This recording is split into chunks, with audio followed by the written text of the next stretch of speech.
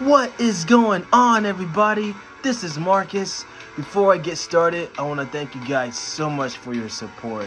It really means everything to me, and you guys mean so much to me. From the bottom of my heart, thank you all so much, and I love you all dearly. For those who are new to my channel, for those who are seeing it for the first time, make sure you like this video, share this video, subscribe to my channel, and make sure you hit that bell to enable notifications whenever I drop a video, and we're going to always keep this thing rolling. Your feedback means so much to me, so thank you guys so much for everything. I wouldn't be able to do this without you guys, so kudos to you all. Pat yourselves on the back. We're gonna always keep this thing rolling, so make sure you share my video, spread the word. It means so much to me, so thank you all so much for everything. So let's talk about Marvel D23. So I know people have been saying that it wasn't what they anticipated, especially the way they were hyping everything up, and it was kind of a letdown, but it wasn't too bad at all in my opinion. I thought we actually have some really cool stuff. There's a lot of cool stuff that's coming out, especially for the projects that they're working on for MCU as well. For example, we're getting the Marvels. We saw a snippet trailer at D23, which is pretty cool, setting up the story between Monica Rambeau, Kamala Khan, and Carol Danvers team up. We actually got a Secret Invasion trailer, which is going to be absolutely incredible. So it's going to be 6 episodes, and of course the story is about the Skrulls infiltrating the Earth, which is pretty much a callback from the original series that was produced in 2008 in the comics. So I'm looking forward to seeing that. We will get a one-shot episode of Werewolf by Night, which is going to be a Halloween special, which is going to come to Disney Plus on October 8th. And I'm actually curious to see how Gael Garcia Bernal is going to portray Jack Russell as the werewolf. So I'm looking forward to see how that's going to go. I believe it's going to pretty much set up a Midnight Suns team up. So it's going to be pretty cool. At least we get to see the werewolf in the MCU. Not to mention, we practically know that Blade's around the corner. And so we get to actually see vampires and werewolves and other supernatural entities in the MCU. So it's going to be really cool to see that as well. Whereas in previously, all we got was just like different aliens and the Avengers before Marvel Studios got the acquisition to Blade and X-Men at the same time. And speaking of X-Men, I know people were anticipating to see if we're going to get any more X-Men news or the Fantastic Four. The only thing we actually did get was Matt Shakman is going to be the director of the Fantastic Four, so we didn't get the cast members. And I know people, including myself, we all wanted to see who was going to be the cast members of the Fantastic Four, but Kevin Feige didn't reveal too much, so we were like, oh, what a bummer. So, but besides the point, it's looking pretty good. Like I said, we only got 2 more years until the Fantastic Four actually comes out, so we probably won't get too much information around until that particular time. So again, rumors and stuff is going to keep spreading who's going to play who, but besides the point, until we get confirmation, we're not going to know in particular. So as far as X-Men goes, I know everyone was expecting a Deadpool 3 news, but we didn't even get that at all. No Ryan Reynolds, so that was practically, which is, it's okay. Not a bummer too, but it's not too bad. We did get Wakanda Forever news. Angela Bassett was actually on stage with Kevin Feige to talk about the movie that's coming out in 2 more months. Apparently, Dr. Doom is supposed to be showing up. Now, I was told by one of my friends that Henry Cavill was on the merge of actually playing Dr. Doom. Now, they've been talking about him playing Hyperion in the Squadron Supreme. But we probably won't get any news about the Squadron Supreme anytime soon. But I can actually see him playing Dr. Doom. Another rumor that's going around the mill is Adam Driver, who plays Kylo Ren in Star Wars. He's rumored to play Dr. Doom as well. So we'll see how it goes. I think both guys are credible actors.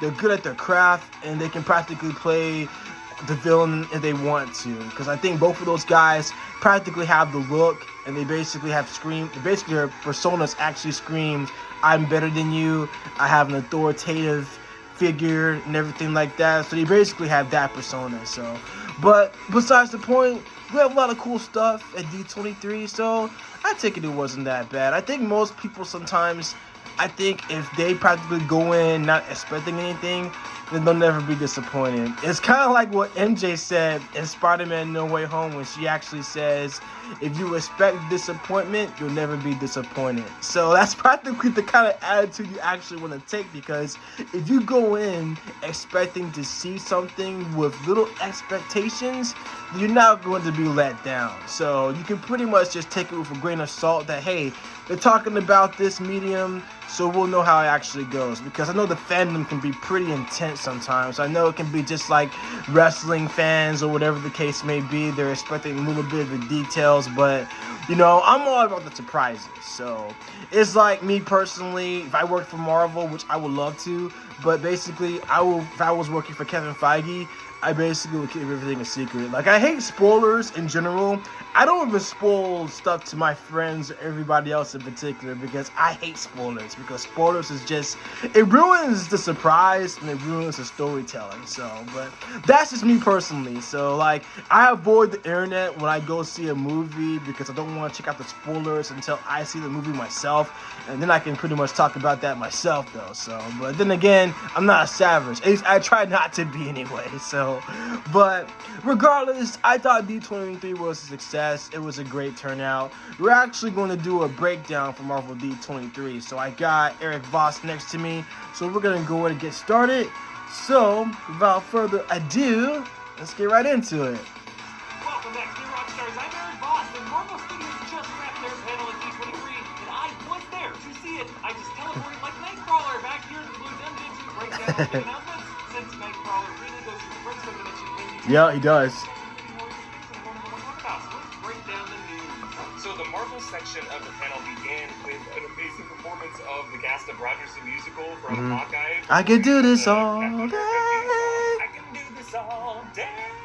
The performance was electric. It was such a great way to begin the panel. But let's move on and talk about the new exclusive footage that was shown to the attendees of D23 of Black Panther Wakanda Forever. This footage actually showed Queen Ramonda talking to the UN. We saw some of this in trailer footage. But this time we see some of the delegates of the UN, including Richard Schiff, Tony Ziegler from the West Wing, playing the American delegate, who was snapping at Queen Ramonda about like the security dilemma that they're now in. And then there was a French delegate who was complaining about the use of vibranium in weapons of mass destruction, specifically the fact that vibranium cannot be picked up by metal detectors, which is very interesting. I feel like that's going to be like an important plot point either in this movie or in the future of the MCU. But Ramonda snapped back at all of them saying, look, I understand where you're all coming from, that Wakanda was the thing you were always trying to get at. She said, yes, my king is dead, and now you think here's your chance to come at us. Now this cross-cuts with that footage from the raid scene that we saw in the trailer of those American, we think, soldiers that were raiding Wakandan Outreach Center. This is in Mali, and it seems like they're trying to steal their vibranium, but then we realize that some of those scientists in Outreach Center are actually Dora Milaje in disguise, and then they just wreck these Americans, and it's awesome because this UN conference ends with Ramonda signaling Dora Milaje to bring in these soldiers, and basically she ends by saying to the whole world, anyone who wants to come out Wakanda, the best of luck.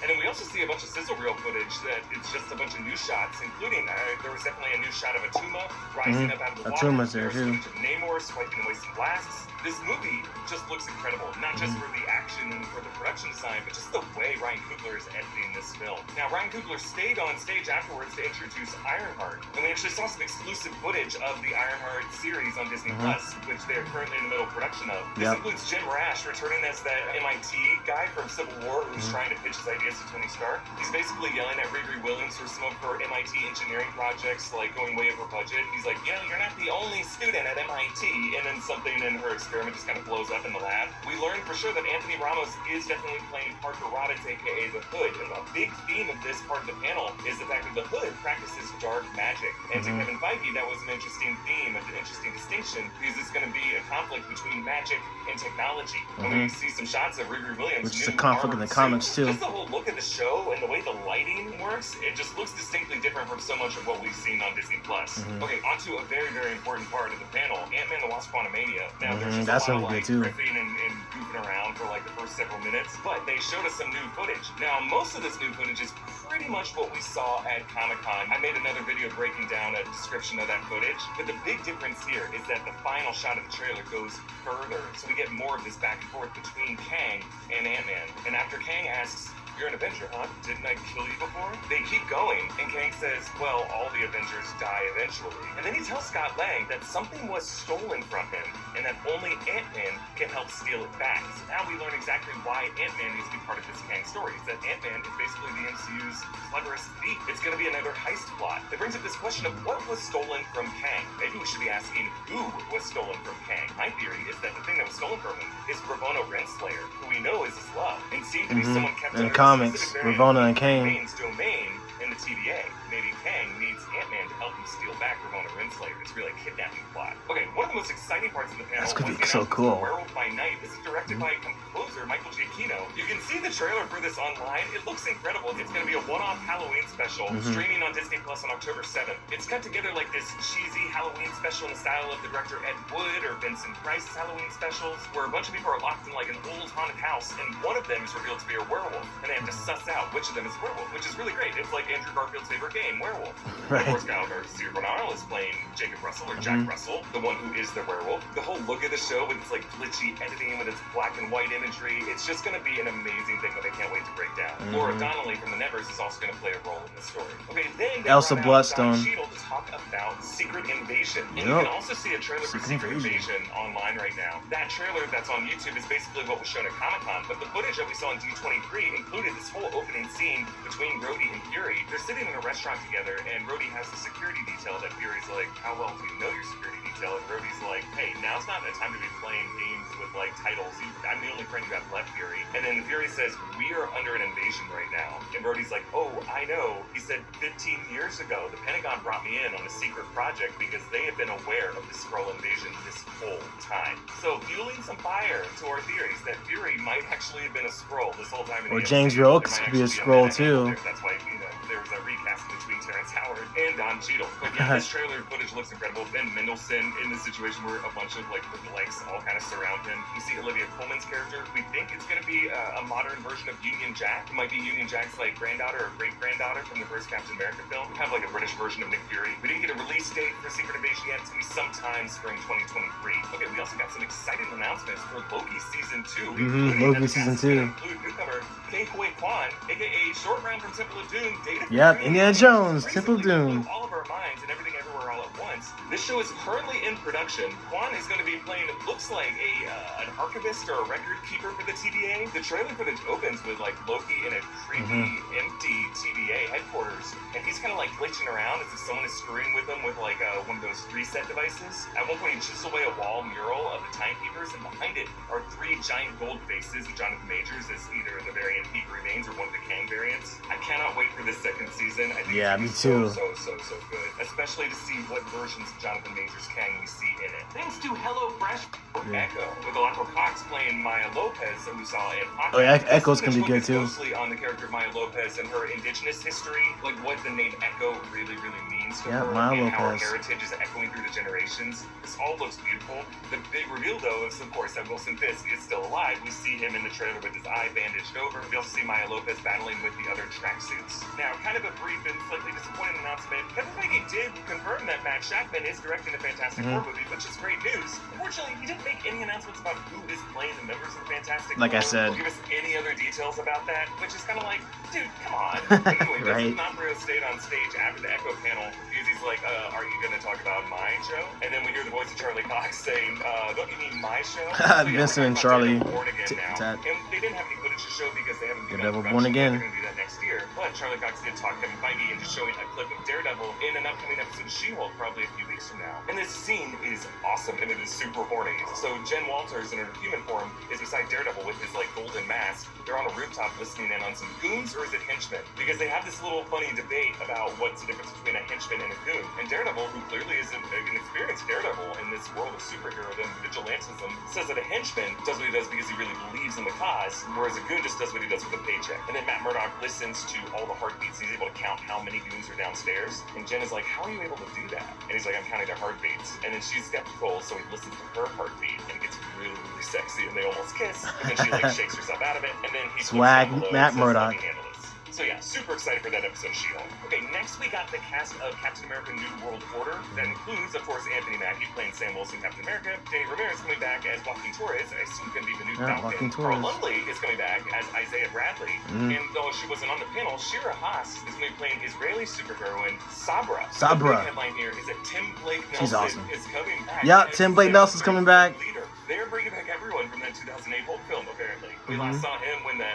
serum was dripping into the open wound in his forehead and his head started to grow. So yeah, it's looking more and more confirmed that the Intelligentsia is going to play a very important role in Captain America New World Order, and it'll probably be set up in Wizard, by the and end of it. I think they're the ones who are behind the Wrecking Crew. I don't know if Tim Blake Nelson himself will cameo in She-Hulk, but the fact that they announced him now seems like that was something that was done ahead of the finale of She-Hulk. Now, what will the plot be of New World Order? Well, New World Order, again, was the title of the first episode of The Falcon and the Winter Soldier, and that episode dealt with the whole idea of, like, conspiracy theories. Where Joaquin Torres thought that Cap was living on the moon. There's a lot of fake news out there, and that's going to be the new political fight that Captain America has to fight in the modern age, is a fight against misinformation. Okay, then we finally learn the lineup of the Thunderbolts. It's going to include Julia Louis-Dreyfus coming back as Val, David Harbour coming back as Red Guardian, Alexei Shostakov, and John Kamen as Ghost from Ant-Man and the Wasp, Wyatt Russell as John Walker from The Falcon and the Winter Soldier, Olga Shurienko is coming back as Taskmaster from Black Widow, Florence Pugh is playing Yelena Belova, and Sebastian Stan is leading the group as James Buchanan Barnes, Bucky. So basically, many of our theories have proven correct, minus Abomination. And the Marvel section of the D23 panel ends with the Marvels, the full cast of the Marvels out here. And I gotta say, this trailer for the Marvels, with Nia DaCosta's direction, was my favorite piece of Marvel footage that I saw all weekend. I was completely surprised and blown away, because I just didn't really know what to expect about this movie, and it just looks incredible. It's set to the Beastie Boys' Intergalactic. Perfect song choice. We learned exactly what Kamala Khan went when she traded places with Carol Danvers. It turns out she didn't swap places with Carol Danvers. All three of them are swapping places. So the trailer opens with Monica Rambeau as an astronaut floating outside the Sabre space station with Nick Fury on it. That's probably where he's been in space. Maybe that's the Skrull space station. It kind of looks like a version of the Peak, to be honest. Monica, in her spacesuit, floats toward this glowing blue energy field, and the moment she touches it, that is when she swaps places. And now it's Kamala Khan freaking out inside the spacesuit. She taps on the window and waves at Nick Fury and asks if she can be part of the Avengers. Super funny. We learn where Monica went. Monica swapped places with wherever Carol was. It looks like Monica crashes on this moon with a bunch of Kree warriors. And of course, we know where Carol went. She went into the bedroom of the Khan family. And we see Monica Rambeau and Carol Danvers meeting the Khans. It's all very adorable. And the way the three of these women work together, it's just so cool to see how they work together. We see a bit of stretchy action coming from Kamala. At one point, Kamala meets the flirting Goose as Goose devours someone. And Kamala freaks out scared. Good old Goose. Ashton is Goose the cat. Villain who carries a hammer-headed staff. I have so many questions about this, and I just can't wait till everyone can see this trailer so that we can break it down properly. Other than that, a bit of a bummer. No announcements about the Fantastic Four casting about the X-Men. They didn't really fill in those titles that were left blank on the Phase 6 calendar, which just leaves us more time for speculation. Oh well. So which of these announcements are you most excited for? Follow me on TikTok, Instagram, and Twitter at Voss. Subscribe to Rockstars for breakdowns of everything you love. Thanks for watching. Bye. Yeah, so basically, like I said, it was kind of a letdown because we didn't get any more Fantastic Four news or the X-Men or Deadpool 3, which again, it definitely will lead to more speculation, just like Erik says. Everyone, including myself, is going to be speculating who's going to play who until it comes around the corner to see who's going to be confirmed to play who, especially for Fantastic Four and the X-Men. But in the current timeline, things are looking pretty good. We have the cast members that are going to return, reprise their roles as their Marvel characters. So I'm definitely excited to see where it's all going to go, particularly though. So, but like I said, I'm definitely excited to see where Secret Invasion is going to go too, especially the way the story is planned out. Like I just said in the middle of the conversation, I think that somehow James Rhodes can be a Skrull too, because the thing about Secret Invasions, you really can't trust who. And that's kind of like what Nick Fury was talking about in Captain America the Winter Soldier. That basically when this stuff was like going on briefly, we're dealing with whole conspiracy stuff, you really don't know who you can actually trust. And they're going to actually expand it properly in Secret Invasion. So it's kind of like, it's basically when X-Files meets Aliens. That's what I think about the Secret Invasion. So it's like basically just dealing with, of course, intergalactic aliens races called the Skrulls, who are shapeshifters. They can impersonate any human. So again, it's going to go back into how they're going to actually solve this particular problem. So it's going to be just like in the story in the original series in 2008. So it's going to be interesting enough to see how it's going to turn out, how Nick Fury is going to get out of it though. So, but I am excited to also see Sabra too. So of course Sabra is an Israelite superhero. She's teamed up with a lot of heroes in the comics like Spider-Man, the Hulk. As a matter of fact, when Bruce Banner merged with the Hulk and when the world and the media were celebrating his achievement, Sabra was actually out there paving her way to telling her that basically it was because of the Hulk that I was able to understand humanity. So it was actually a touching moment too, and basically when Bruce finally had a chance to merge with the Hulk, he was actually known as a worldwide hero before the whole, to make the long story short, Nightmare got a hold of Bruce Banner and pretty much reverted him back to being a Savage Hulk. So that's pretty much where it all went downhill. So I'm just keeping the long story short because I can go on and on and on about how the comics actually runs because I have the comics and I know so much about it though. But it's going to be cool to see Sabra in Captain America New World Order. And then of course Anthony Mackie is going to play the titular character. So it's going to be pretty cool to actually see how they're going to do that too. Apparently from what I've heard, Chris Evans might make a cameo. He could be returning as Captain America. So we'll see. It'd be cool to actually see Steve Rogers and Sam Wilson team up. They actually did team up in the current comics. And of course, they were partners in the original series, Captain America and the Falcon, in the 1970s as well. So that's actually a good series as well. So, but other than that, the Marvels is looking really good. Looking forward to seeing all the actresses coming back as well. So it's going to be pretty cool. Looking forward to seeing that. So it's going to be awesome to see the team up of Kamala Khan, Monica Rambeau, and Carol Danvers. So I'm looking forward to seeing that as well. So yeah, all these projects, they're definitely looking good, especially for Phase 5. So I'm definitely excited, guys. It's going to be awesome. So, and I'm just being optimistic about it because if me being a true Marvel fan, you know, I'm not going to be disappointed at all, to say the least. Thunderbolts is looking really good, too. It would have been cool if we actually did get to see the Abomination, even though in the recent episode of She-Hulk, he's retired and he's gone about his ways. But who knows? He could make a cameo to where he could appear as the muscle of the Thunderbolts. So it would be pretty cool if we actually did see that. I thought it would be pretty cool if we did get Red Hulk as well, but unless they're going to probably get Sam Ross to play General Ross, they're probably not going to replace William Hurt's character because unfortunately William Hurt passed away, so it's kind of like a bummer on that one. So, but other than that, we didn't even get a chance to see Zemo. Zemo was supposed to be the leader of the group in the comics. So I'm kind of curious to see if they're going to actually bring Zemo in as well. So we'll see how it goes. But Bucky Barnes is supposed to be the leader of the Thunderbolts, which I have no problem with that at all. So if Barnes is leading the troops, I'm cool with that. So, and I like Sebastian Shaw. I thought he's a very cool actor. So I'm looking forward to see how they're going to do with that though. So, but Wakanda Forever is going to be really good. I'm looking forward to seeing that, and Namor and Atuma and the Atlanteans. Maybe in the future we'll get more rogue galleries from Namor like Tiger Shark. Probably get that down the road, so I'm looking forward to seeing that. But it's looking pretty good, guys. It's looking really good for Phase 5. We'll get more Phase 6 down the road, but I thought we practically already got enough big news for Phase 6 already. Fantastic Four, Avengers the Kang Dynasty, and Avengers Secret Wars. That's probably going to be it for right now, as far as like the big reveals goes for the next 2 years.